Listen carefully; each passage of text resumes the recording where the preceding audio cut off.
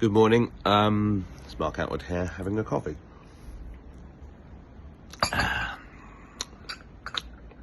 Some people say you shouldn't drink coffee, and I know what they mean, but it is one of life's pleasures, and what's the fucking point if you're not enjoying yourself? I want to talk today, just briefly, about protection, spiritual protection, because we're going to be, well, we're not going to be, we're in the middle of the deep spiritual shite and all this karma clearing and stuff coming to the surface, which has been going on actually for a long time. For me, it's been going on the last 10 years at least. I had a lot of shit to clear, like a lot of you, but I just want to tell you a quick story about how funny this spiritual journey can be, because it was I think it was about 12 years ago, I was getting a phone call from a guy called Jim Robertson, who's passed on now, but he's still with me. Hi, Jim. And Jim was ringing my office persistently after being put onto me by a friend, and I was ignoring his calls, you know, because my I don't know whether it was my ego or what it was, but I was just like kept passing off, saying, I'm not in. Anyway, eventually I did actually speak to him, and Jim had been working, he was about 65 at the time, and he'd been working for 40-50 years clearing souls from the planet that were stuck.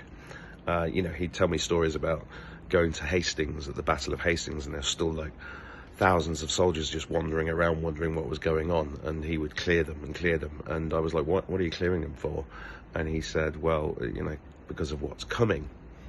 And it took me a long time to actually understand why he was contacting me, because there's a reason for everybody in your life, always. Sorry, I got a bit of sleep in my eye to go with the bed hair. Anyway, Jim and I met. What happened was, on a phone call with Jim, he said, like, I want you to imagine, and I've not met him at this point. He said, I want you to imagine that you're stood in the second floor window of a stately home, and you're overlooking this kind of drive, you know, like those circular drives that come into stately homes. And he said there's post office vans coming in, and they're full of gold, and they're coming in and they're picking up gold, and then they're leaving. And he said, can you imagine that? And I did, and what I imagined was thousands of them coming in at like 300 miles an hour, coming in, picking up the gold, and then shooting off. And he said, Mark, slow down with the cars. And I was like, what the fuck? How does he know? How did he know that they were going so quick?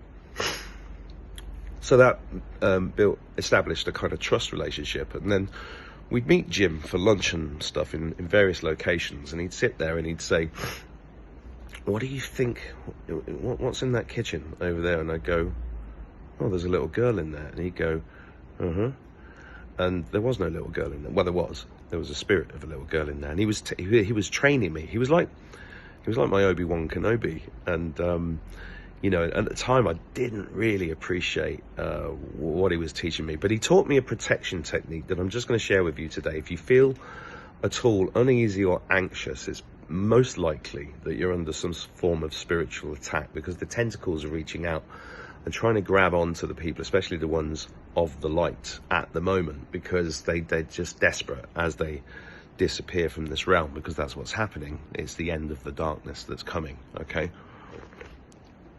God damn, that's good coffee.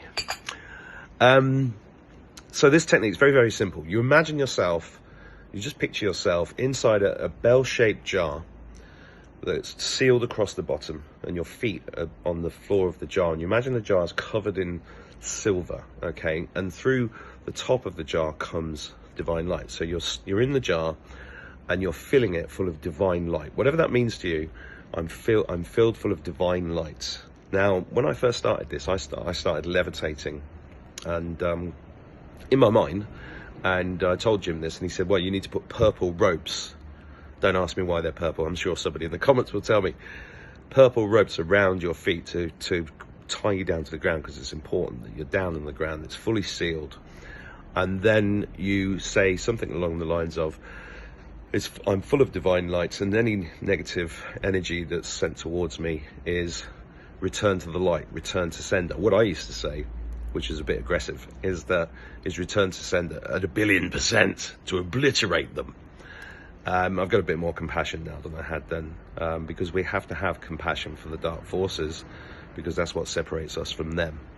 And that was told to me as well by somebody who's been connected to the children in the tunnels for decades. She told me the children had a message for me, which was that I must have compassion for those the perpetrators, because those souls are the souls that need the most love.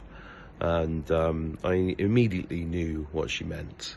And despite my bombastic nature, I am full of compassion for all souls. And I suggest that that's one of the ways forward for all of us, because when we do that, when we're full of compassion, love and forgiveness, we change the frequency, not just in ourselves, but for everybody around us. I mean, the heart has a 2-mile radius, and this is the key, the opening of the higher heart chakra. Somebody will probably tell me I've got that wrong as well, but it doesn't matter.